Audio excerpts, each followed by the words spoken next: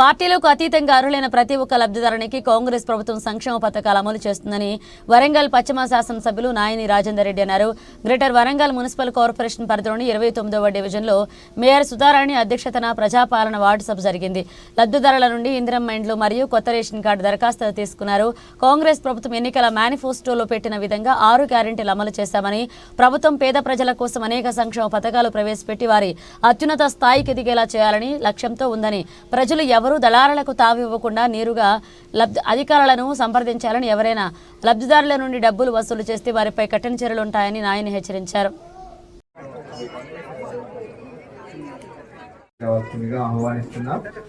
అలాగే మన deputy commissioner sir మన స్థానిక ఎమ్మెల్యే మన మేయర్ గారి ఆధ్వర్యంలో నిర్వహించుకోవడం జరుగుతూ ఉంది సార్. ఈనాటి కార్యక్రమంలో ఇచ్చేసినటువంటి అందరికీ కూడా అనధికారులకు పత్రికా ప్రముఖులకు అందరికీ కూడా మహానగరపాలక సంస్థ తరఫున స్వాగతం. గ్రామ సభ స్టార్ట్ అవుతుంది. సో అందరూ లబ్ధిదారులకు ఈ పథకాల కింద సహాయం అందించాలనేది ప్రభుత్వం. ఇందిరమ్మ ఆత్మీయ భరోసా ఎక్కడైతే ఈజీఎస్ స్కీమ్ ఉంటే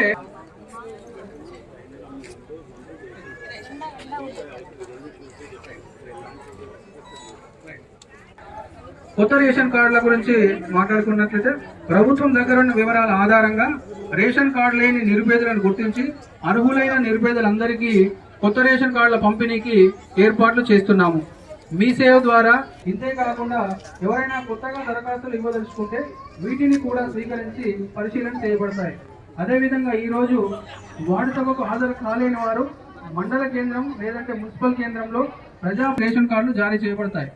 అలాగే ఇందిరమ్మ ఇండ్లు గత వార్డు సభలో మన వార్డులో ఇల్లు లేని వారి నుంచి దరఖాస్తులు స్వీకరించడం జరిగింది. ఫోటోలు కూడా తీసుకోవడం జరిగింది. 40 ఏళ్ల లోపు యువ పరిశీలించడానికి మీరు ఆబ్జెక్షన్ రైజ్ చేయవలసిందిగా కూడా తెలియజేస్తా ఉన్నాం. ప్రజాపాలన దరఖాస్తు చేయలేని వారు, చేసినా కూడా ఈ జాబితాలో పేరు లేని వారు పట్టణానికి సంబంధించినటువంటివి 1 రేషన్ కార్డులు, 2 ఇందిరమ్మ ఇండ్లు.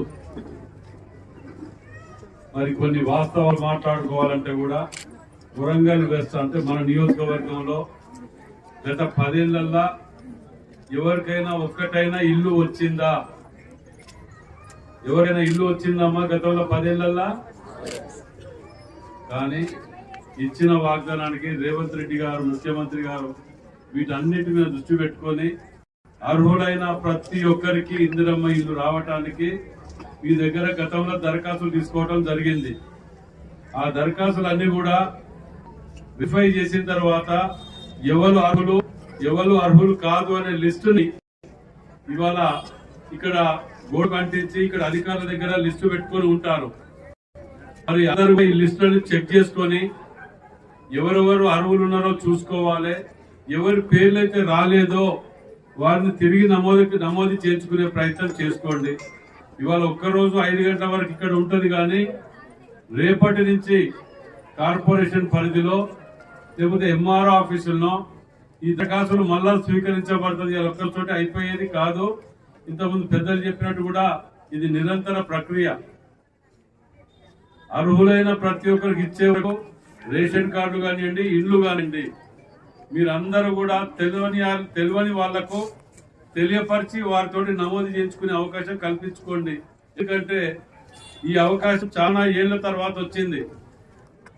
ఈ 10 ఏళ్ల కాలంలో మంచి జరిగింది, చెడు కూడా జరిగింది. చెడు ఎట్లా జరిగింది అంటే 2 అంతస్తుల ఇల్లు, 2 కార్లు, 2 తెల్ల రేషన్ కార్డు అవసరమా? అవి తీసుకోవడం వల్ల ఆరోగ్యశ్రీయో ఫీజు రియంబర్స్మెంటో ఆ స్వార్థాల గురించి కార్డు ఇచ్చడం అట్లా ఇచ్చారు, తీసుకోవడం అట్లా తీసుకున్నారు. చాలా పొరపాట్లు జరిగినాయి. మరి అదేవిధంగా పేద కుటుంబాలల్లో పిల్లలు పెద్దగై కోడళ్ళు కానివ్వండి, అల్లుళ్ళు కానీ వచ్చిన సందర్భాలు మనం చూస్తున్నాం. ఈ 10 ఏళ్ల కాలంలో వారి కనీసం రేషన్ కార్డులో నమోదయ్యి కూడా లేవు వాళ్ళ పేర్లు. వాళ్లకు ప్రత్యేకంగా రావాల్సిన అవసరం ఉన్నది, నమోదు చేయవలసిన అవసరం ఉన్నది. అంతేకాకుండా ఎవరైతే ఇల్లీగల్ గా తీసుకున్నారో రేషన్ కార్డు కానివ్వండి, అర్హత లేకున్నా పొందినరో వారి కూడా తీసివేయడం జరుగుతుంది. అదేవిధంగా ఈ వాడలో ఎక్కువ స్లమ్స్ ఉన్నాయి. మరి ప్రభుత్వ స్థలాలలో గుడిసెలు వేసుకున్న వాళ్ళు చాలా మంది ఉన్నారు. వారికి పట్టాలు ఇచ్చినట్టయితే వారికి కూడా అర్హులు తీరుగా ఏ విధంగా న్యాయం చేయగలుగుతాం, ఇందిరమ్మ ఇల్లు ఇవ్వగలుగుతాం అనే దాని మీద మరి ఎంఆర్ఓ గారు మీరు అందరు కలిసి కూడా కొద్దిగా దీని మీద ఒక ఆలోచన తీసుకొని కలెక్టర్ గారి దృష్టి తీసుకుపోయే విధంగా ఫస్ట్ చూడాలి. పట్టాలు ఇచ్చిన వాటిల్లో ఎలిజిబిలిటీ ఉన్నది అనుకోండి, వారు గుడిసె తిరిగి ఉంటే వారికి కూడా, ఎందుకంటే ఈ డివిజన్లో కొన్ని ఈ నియోజకవర్గంలో 3-4 డివిజన్లలో ఎక్కువ స్లమ్స్లో ఈ సమస్య ఉన్నది. వీటి మీద కొద్దిగా ప్రత్యేక దృష్టి పెట్టి మీరు ఎప్పటికప్పుడు కలెక్టర్ గారికి అప్డేట్ చేస్తూ ఉండండి. దీని మీద వీటన్నిటి మీద కూడా యూజ్ చేసుకోవాల్సిన అవసరం ఉన్నది.